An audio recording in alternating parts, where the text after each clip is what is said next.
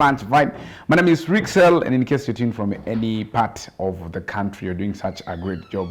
And this very afternoon, I have a guest with me, just like I informed you earlier on, who's going to be discussing with us a very important topic this very afternoon.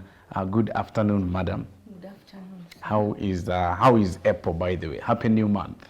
Happy New Month too. How has it started? Not yet. It is still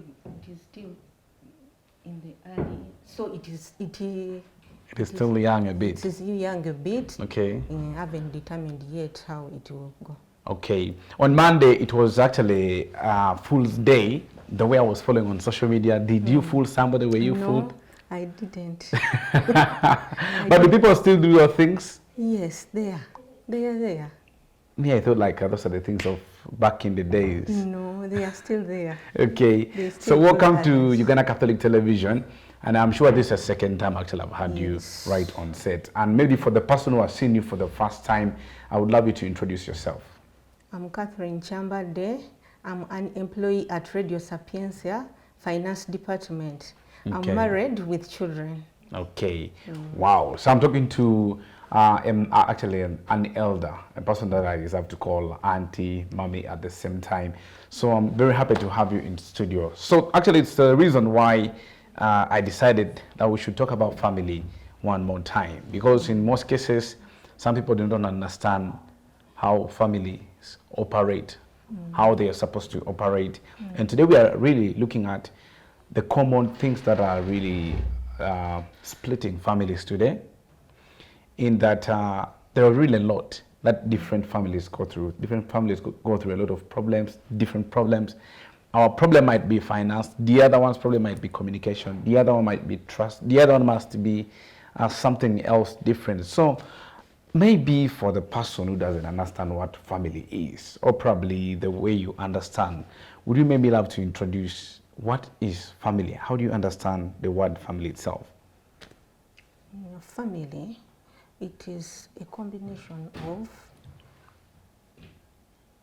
father, mother, and the children. Okay. And there are some families which are extended, but in African setting, it's mostly extended family. You don't look at your biological children only, but also other people that actually belong into your lane. Into your line. Uncles, brothers, and all that. Okay. That is very interesting. So now it can be extended or nuclear. Okay. So look, which type of like yours is which kind of family? Extended? Or? It's extended because we have also other people we look after. In our family. Wow, that is beautiful. Is not nuclear. Yes. So according to you, what do you think has splitted many families? I mean, the people that are the key stakeholders of the family, that is a father and a mother on the other side. What are the common causes of these families separating, dying, disappearing, splitting? It's mainly the common factors. There are misunderstandings, conflicts. Yeah. Okay. They come along and they split the family. And first of all, as you had said, it is ego and pride. Okay. Ego and pride which comes in and then separates most of the families, and they go. By the way, you've talked about ego and pride. I am wrong because of the pride. I don't come and be like, okay, I'm sorry for this. Or because of ego, all of us hold this pain within us, and you don't want to come and maybe, it's called swallowing your pride or your ego. When you look at pride and ego, how is it the biggest or the common factor? Because in most cases, somebody out there might be not understanding how pride can be the result of separation or maybe ego. Ego is... By the way, are they two different? Yeah, there is some difference. Okay, maybe first clarify the difference of ego and then pride. Ego is a feeling of self-esteem. It is someone's feeling of self-esteem, self-importance, and superiority. Someone feels he's superior to the people he or she is associated with. Okay. With whom he is associated with. And pride is a feeling of deep pleasure, self-satisfaction, and confidence in oneself, derived maybe from achievements, qualities, possessions, over the person you are associated with, the people you are associated with. Wow. So how does pride, ego affect the families? And in which angle? Probably we've had a misunderstanding. Where does it come in? Okay, in most cases, the causes of ego and pride, first of all, it is the financial status. Okay. Financial status, whereby if one partner earns more than the other, there ego and pride comes in. This person will be proud, or even this, where one partner contributes the greatest percentage to the family, the daily running of the family.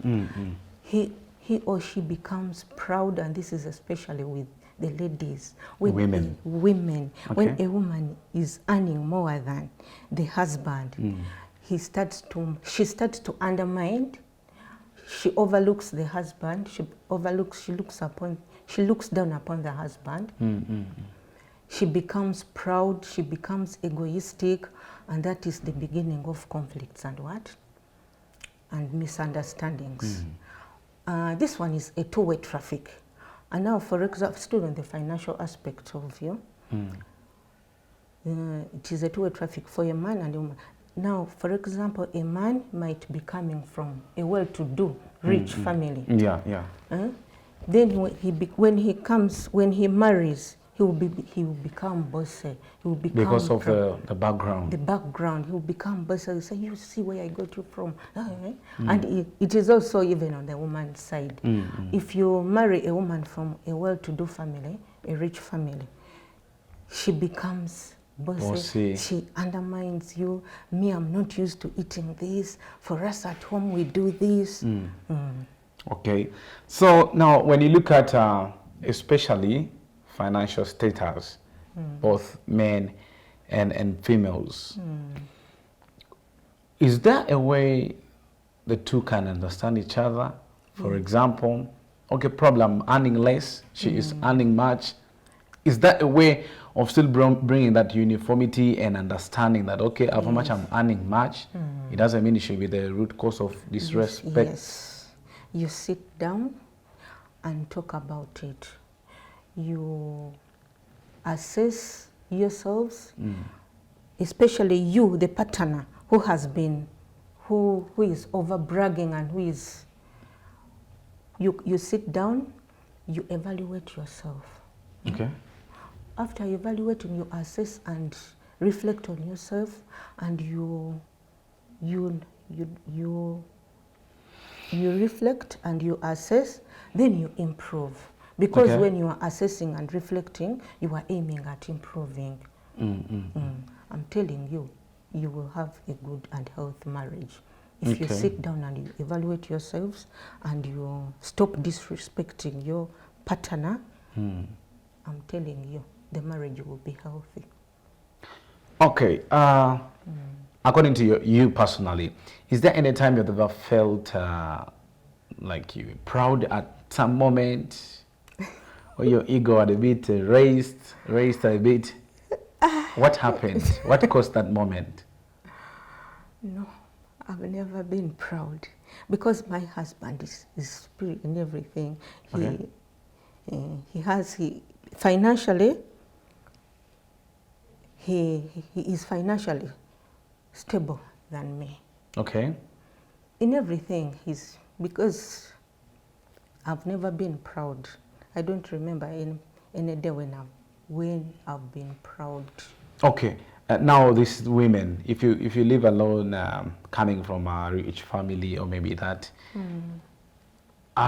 does academic qualification as well or background also bring to educational background, educational status, whereby a woman, if a man is educated, is more educated than the woman, he will undermine.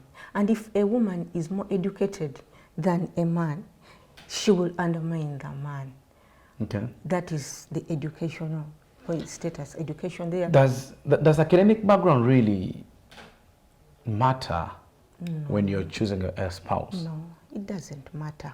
Though there are certain people who take it as, who emphasize its importance, that at least I want a man or a woman who is below, who academic-wise, when he or she is below me. Okay. What causes that?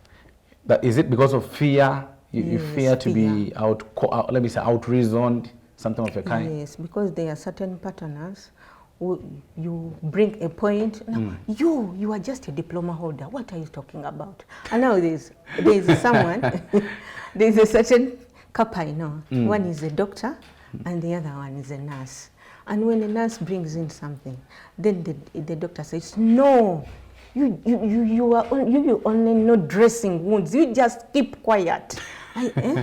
There was always that disrespect. So that disrespect, it comes along with ego. Okay. And now pride. there are these people, probably as we talk right now, they have parted ways because of ego and pride as we talk, but they still love each other.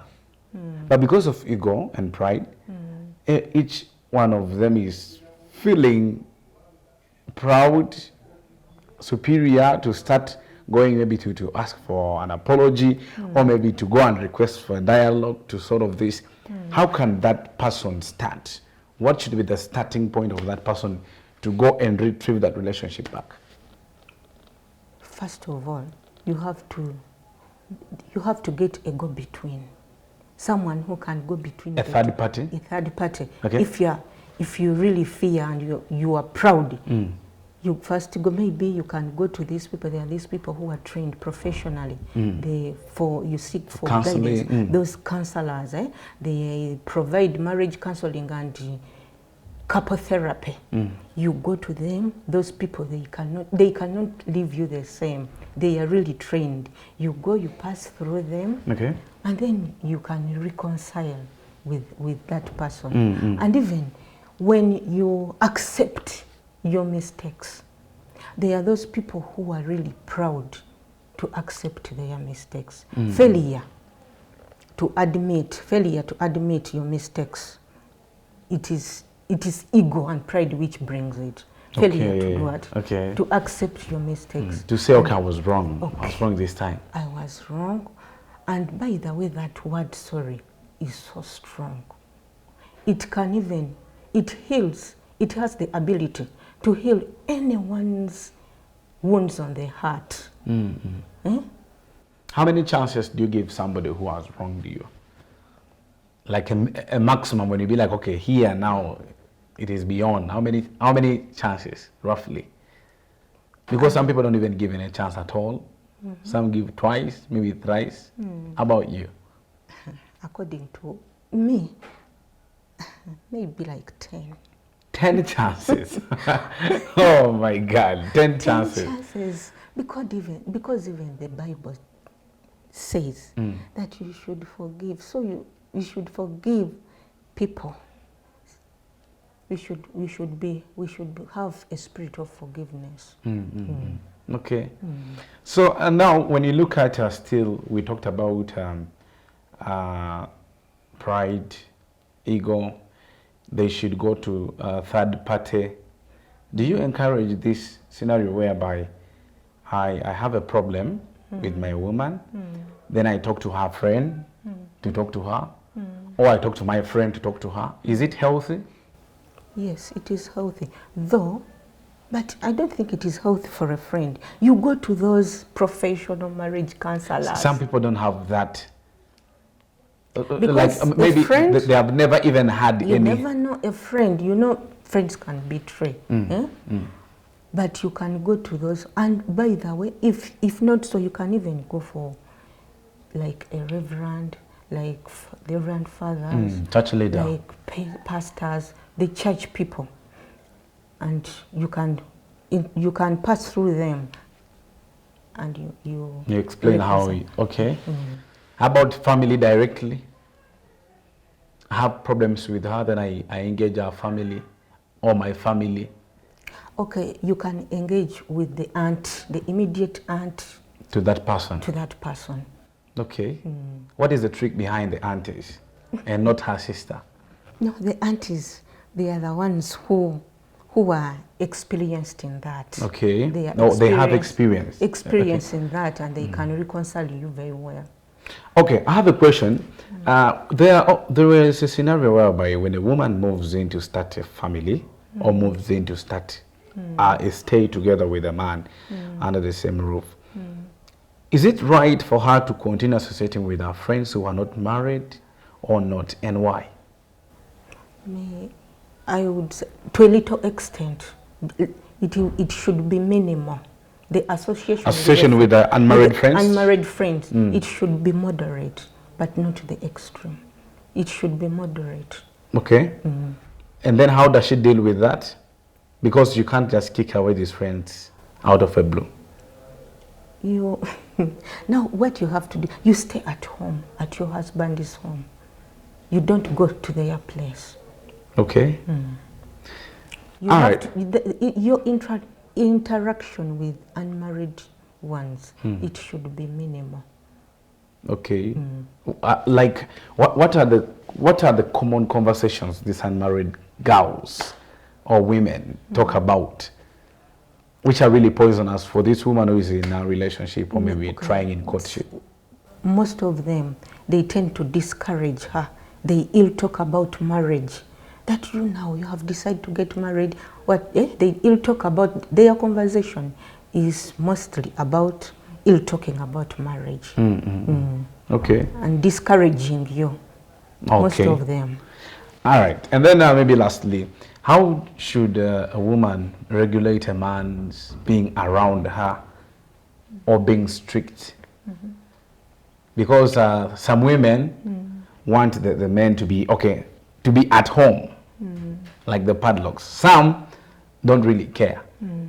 Then there are those who really feel jealous, even if you're out of it, like they are all the time checking on you, something like. What should be the best way of a woman to regulate her man from maybe associating with other people, friends like that, being out of home? But me, personally, I don't advise people to be protective and possessive to a man. Okay. Why? Because you leave him to do what he wishes. Because even if you overpossess him or you over controlling him, he will do whatever he wants given that chance. Your protection does not matter. So you should leave the man to enjoy to enjoy a company his time, to enjoy his company with his friends. Okay, isn't it a bit poisonous, deadly for the family? No. Okay, to a certain, it should not be extreme.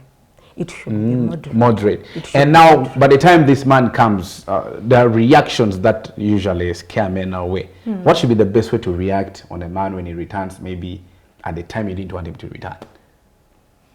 The best way, the suitable way to react? Silence. Silence? Yes. How will I know I was wrong? How will I know I was wrong? You know. Okay, actually, we would have talked until even tomorrow. So I want you to give just a final last advice to the people that are trying marriage out there, as far as pride and ego is concerned, as we wrap up with the show.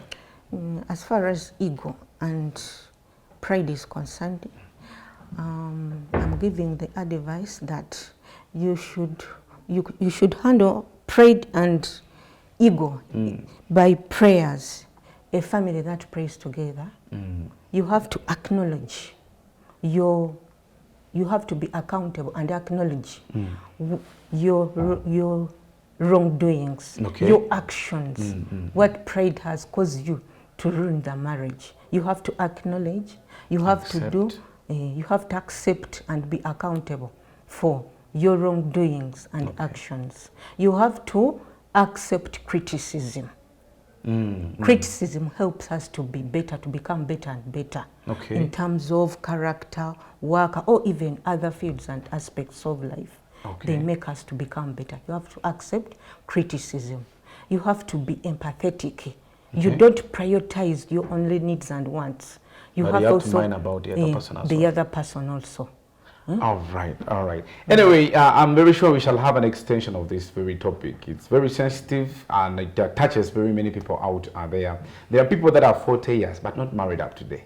Then again, you're seeing there are people of 25 and they are really in that stable marriage. And then you ask yourself, what could be causing this? So next time I will still be having Auntie Catherine, and we shall still have another episode of this very family talk right here on the Lunch Vibe. For today, I want to appreciate Martin that has been working with me, Victoria, Joshua behind the control room, and Martin behind the camera. Thank you so much.